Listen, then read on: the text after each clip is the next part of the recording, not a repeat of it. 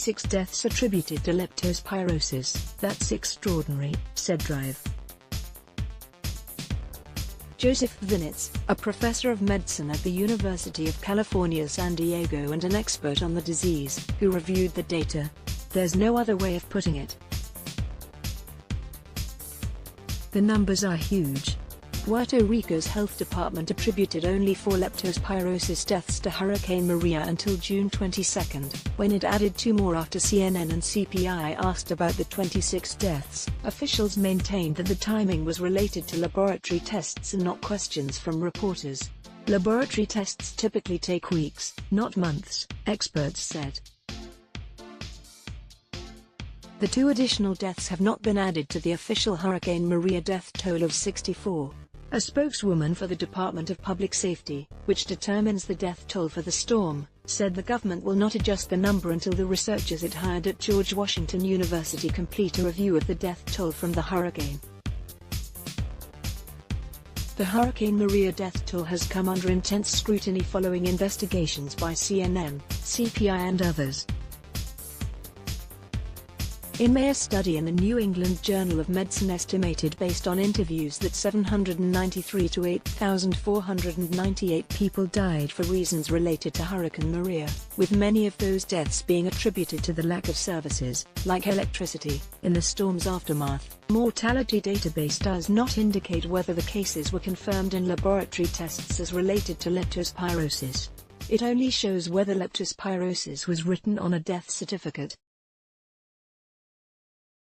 But CNN and CPI investigated 2 suspected leptospirosis deaths that were uncounted in the official Hurricane Maria death toll and appeared, based on interviews with families, neighbors and doctors, to be related to the storm. Both men were relief workers or volunteers who spent considerable time in floodwaters, where the disease is known to spread. One of the men, Daniel L. Vick, a 31-year-old father from KE, tested positive for leptospirosis at a local lab, according to his doctor. His medical records, provided by his family, show he was hospitalized with fever/chills, nausea/vomiting and diarrhea, which doctors say is consistent with the disease. Before his 3rd and final hospitalization, family members and neighbors said, he was seen coming out of his house with jaundiced, yellowed skin, another sign of leptospirosis. His mother doesn't understand why his death is uncounted. Maybe the government thought that the more people that died, the worse it would look, that it meant they did a bad job responding to this tragedy, Margarita Rodriguez said. It's incomprehensible. It seems like they don't care. The only thing they care about is their image. Leptospirosis is very rarely fatal and can be treated with common antibiotics. It is carried mostly in the urine of rats and other animals. It can be ingested in drinking water or absorbed through cuts in the skin. Neither of the men whose deaths CNN and CPI investigated were given gloves, boots or prophylactic antibiotics, according to their families. Those simple measures can help prevent leptospirosis illnesses among people working in floodwaters, experts said. In general, epidemiologists said that deaths occurring closer to the September 20, 2017 hurricane were more likely to be linked to the storm than those occurring in 2018. The 26 deaths labeled leptospirosis in Puerto Rico's data occurred between September 24, 2017 and March 6, 2018. The majority of those deaths, 21, happened before December 31. For comparison, there were 11 suspected leptospirosis deaths in Puerto Rico the previous year, according to Centers for Disease Control and Prevention, CDC. Mortality data analyzed for CNN and CPI by an independent demographer. Puerto Rican officials say they only are counting leptospirosis deaths as hurricane-related if the illnesses were confirmed by CDC tests and if the deaths occurred between September 20, the day of the storm, and October 20. Vick's death occurred on October 19, one day before that cutoff. It's unclear whether his death was analyzed by CDC tests because officials declined to comment on specific cases. Vinitz, from UCSD, called the one-month time frame indefensible because it can take 3 weeks for leptospirosis symptoms to show up after infection, and because hurricane cleanup, and the potential for exposure to leptospirosis that goes with it, continued for weeks. It's not justified, he said. It's probably too restrictive and it underestimates the numbers. I think it's more probable than not it's a political decision. It's not justified by the medical science.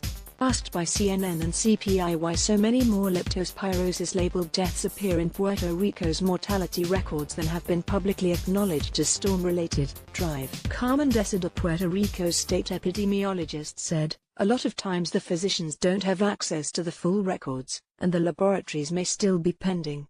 Authorities are investigating the 26 cases shown in death records." Desida said. Epidemic. Several data sources suggest an epidemic or an outbreak of leptospirosis occurred in the aftermath of Hurricane Maria, but Puerto Rican officials won't call it that.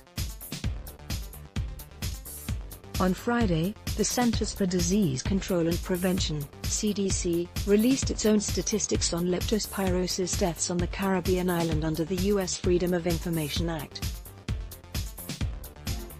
The internal CDC document lists 17 confirmed and probable deaths after the hurricane in which laboratory tests show leptospirosis was a factor, plus 25 additional suspected leptospirosis deaths that were in need of further lab confirmation. In addition to the deaths, there's also evidence leptospirosis illnesses increased.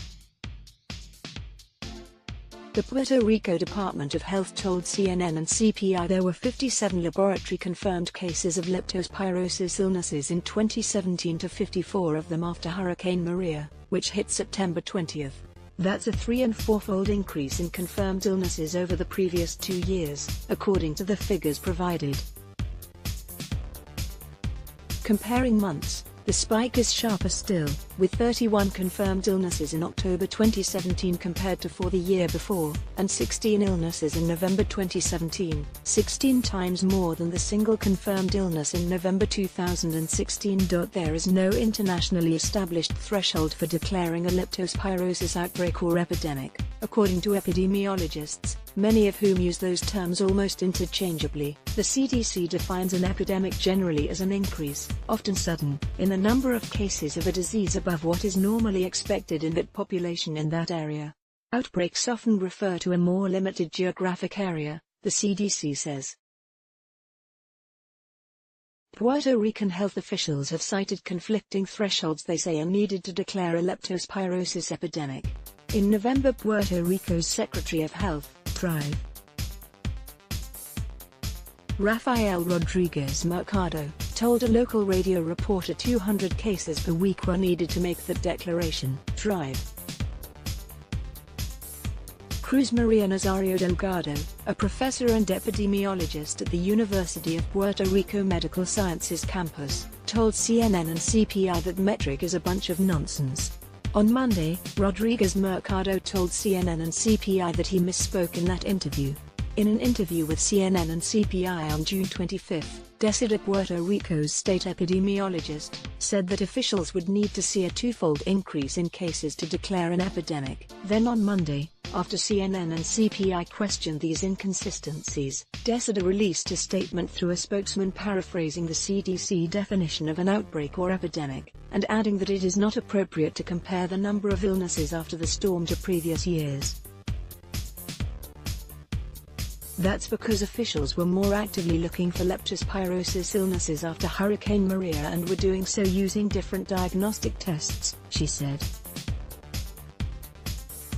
3 experts who reviewed data for CNN and CPI said it was clear from records that the government's previously stated 2-fold threshold for an epidemic had been met, if not far exceeded, based on the fact that lab-confirmed illnesses more than doubled after Hurricane Maria. Another way to assess the health department data, however, would be to look at both confirmed and probable leptospirosis illnesses, experts said. Both are at least partially confirmed by laboratory tests. Looking at the numbers that way shows at least a 2-fold increase when comparing October or November 2016 to 2017, but slightly less than 2 times the number of illnesses, 1.6 times, when you compare all of 2016 to the following year.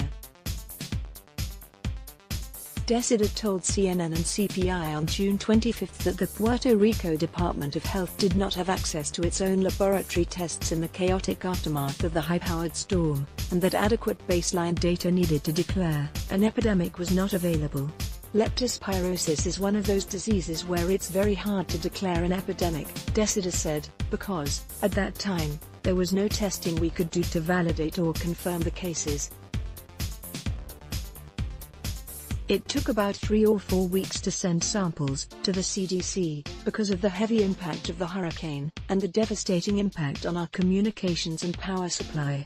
There was no way our laboratory was ready to put samples together. How could we declare an epidemic if we didn't have that number of confirmed cases at that time? Officials responded to the illnesses urgently, she said, warning the public about the dangers of floodwaters, ensuring hospitals were supplied with antibiotics and telling physicians to treat signs of leptospirosis as if the disease had occurred, even if lab tests weren't quickly available. October 22, Public Affairs Secretary Ramon Rosario Cortez told reporters that suspected cases of leptospirosis were neither an epidemic nor a confirmed outbreak. But obviously, he added, we are making all the announcements as though it were a health emergency. The evidence is just incontrovertible, 7 experts, 5 epidemiologists and 2 medical doctors who specialize in the related diseases, told CNN and CPI that Puerto Rico's mortality database and its own figures on confirmed leptospirosis illnesses suggest that an epidemic or an outbreak occurred. The labels epidemic and outbreak are important, according to public health experts, because they can trigger increased surveillance for the disease and more robust efforts to prevent infection. They also help the public process the severity of the situation and take warnings seriously, which can lead to illness prevention and better treatment, experts said. In a situation like this, after a natural disaster, the important thing is to take control of the situation, not to hide the situation, said Nazario, the professor and epidemiologist at the University of Puerto Rico Medical Sciences campus. Officials, she said, had reason to believe there was a significant number of cases of leptospirosis after Hurricane Maria. The leptospirosis cases should have been classified as an epidemic, Nazario said, adding that it is surprising that officials continued to be in denial that one occurred last year. Puerto Rican health officials had enough information to declare an epidemic even before CDC tests became available to them, she said. The Department of Health was not doing its job, she said. The data shows an unrecognized epidemic, said Drive.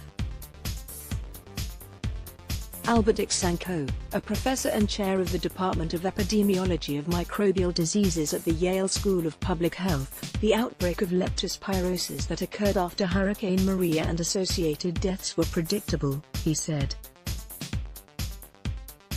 Disasters, whether they occur in Puerto Rico or elsewhere throughout the world, are triggers or drivers of leptospirosis. It really emphasizes the challenges we have in addressing leptospirosis public health issues in Puerto Rico, he added. This information should have been public and I'm surprised you had to sue in order to get this information. The real question is why? Said Drive. Lemuel Martinez, an infectious disease specialist in Manatí, Puerto Rico. If they had the data, why would they not declare an epidemic at the time? This is not a matter of opinion. The data is there. Why would they withhold it? The numbers are stunning, said Vinitz, the UCSD professor.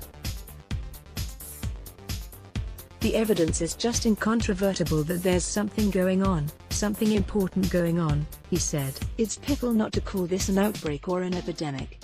Several experts stressed that leptospirosis is under-researched. Physicians often miss or misdiagnose the disease, which has symptoms that mirror other diseases like flu and dengue, including fever, headache, chills, muscle aches, vomiting/diarrhea, cough, conjunctival suffusion, jaundice, and sometimes a rash, the CDC says. Untreated, according to the CDC, a person could develop kidney damage, meningitis, liver failure, and respiratory distress.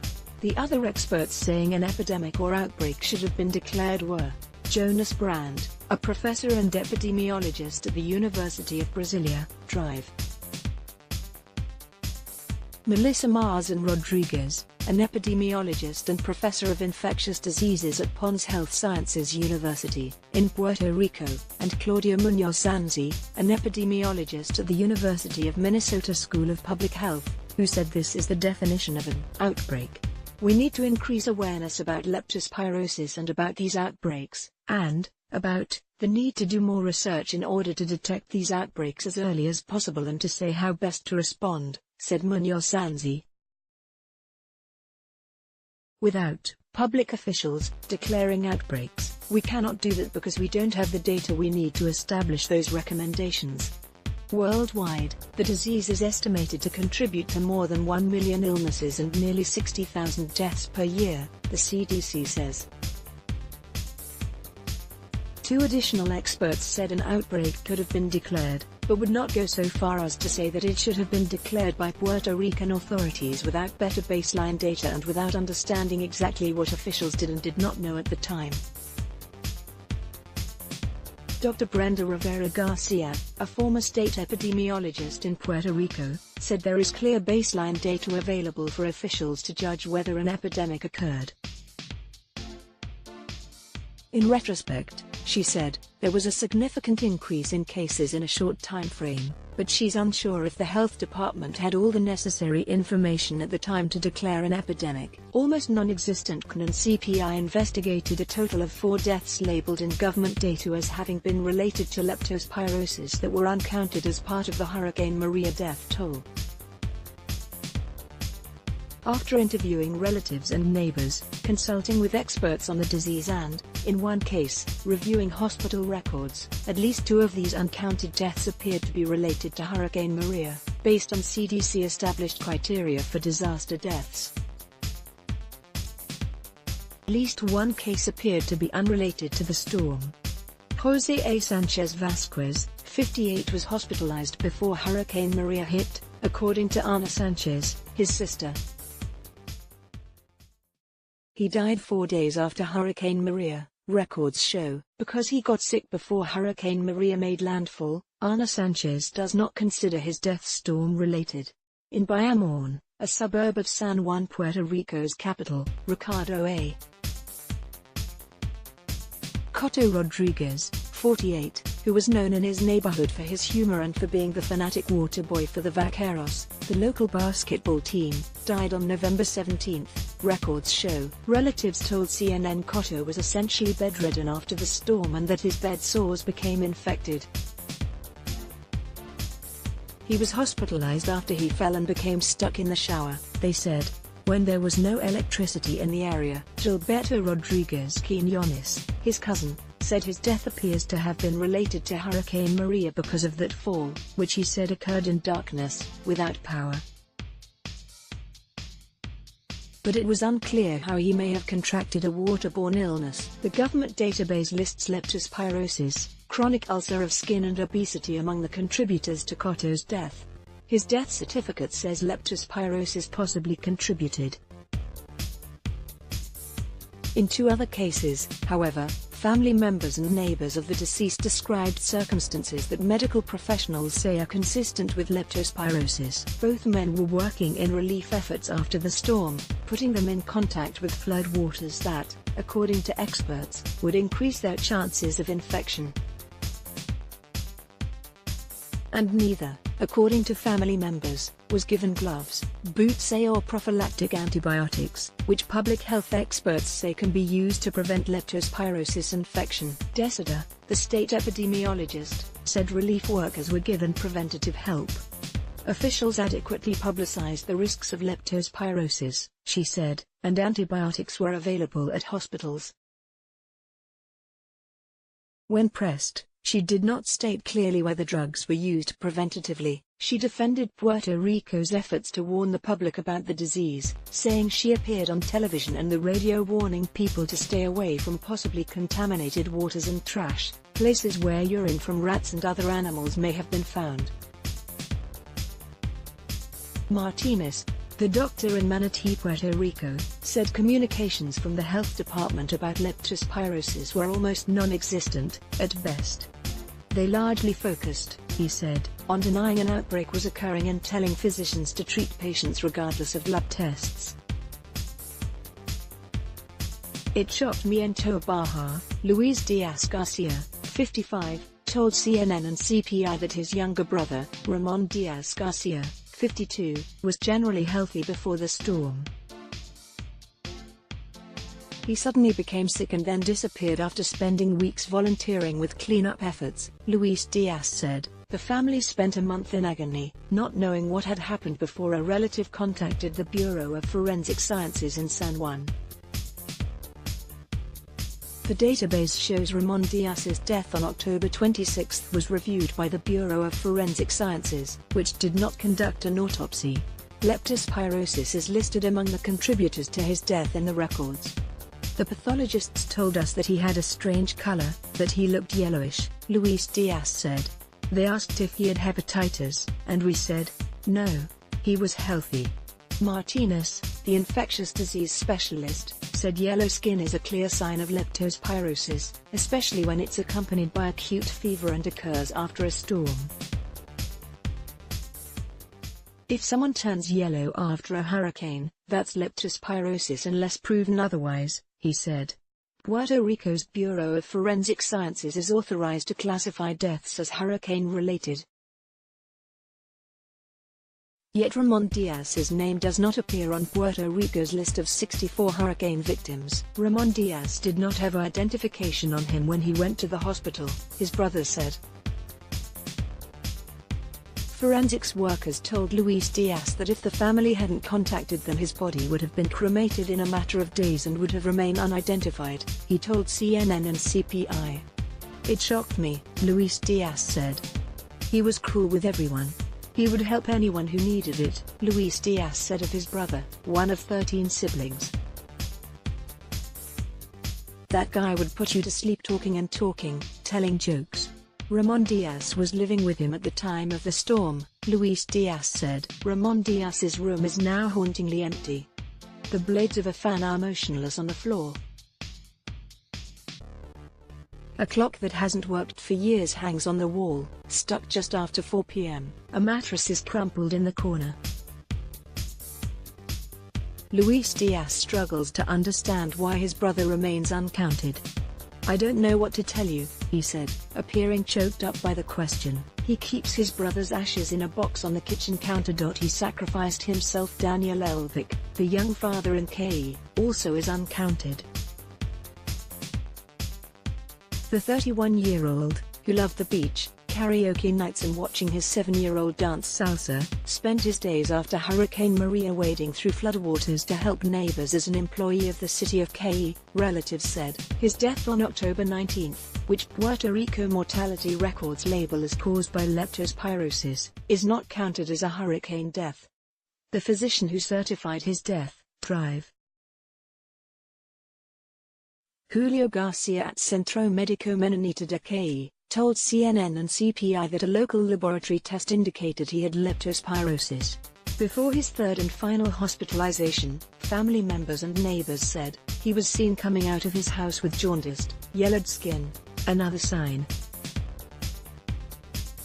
Margarita Rodriguez said her son was in perfect health before the storm. Officials declined to comment on the deaths of Vicor Diaz beyond saying that they had not been officially classified as related to Hurricane Maria. One of the two cases, either Vicor Diaz, was confirmed by laboratory tests as having been caused by leptospirosis, said Desida. She refused to say which of the two it was, however, adding that the lab-confirmed leptospirosis death was not counted as hurricane-related because of the date it occurred. Rodriguez said she pleaded with her son to stay alive. "You have to be strong," she recalls telling her son in the hospital. "We need you can hear, for your daughter, for your wife, and to keep helping your community. We need you here." You could see tears running down his face as medical professionals intubated him, pushing a tube down his airway so he could continue to breathe, she said in an interview. You could tell by looking in his eyes that he didn't want to close his eyes, to let himself go. He sacrificed himself, she added. He gave everything. He should be considered a hero. I just want him to be remembered, she said. Margarita Rodriguez will remember her son as a shy, kind, caring and thoughtful man, a man who loved his family and loved his work, who rarely stepped into the spotlight but whose worth was measured in all he quietly did to help others, especially after Maria. His widow, Ingrid Nieves Garcia, 29, left a pair of his shoes at an impromptu public memorial for victims of Hurricane Maria at the Puerto Rican Capitol building in San Juan. In early June, mourners placed thousands of empty shoes near the steps to represent uncounted victims. Leaving Vic's shoes there was important because I never had the space or moment to say goodbye in his funeral. It was just not in me to do that back then, she told CNN and CPI. I believe the moment I brought his shoes to the memorial, which were the last thing I had left from him, it helped me to let go, to say goodbye. It was only then when I finally let him rest. After his death, a psychologist told Daniel Vic's daughter that her father is in heaven, an angel watching over her, that God needed him to be up there with him, his mother said. Maybe later, a neighbor said, she will understand what happened. Christian Arroyo, Michael Nadelman and Laura Moscoso contributed to this report.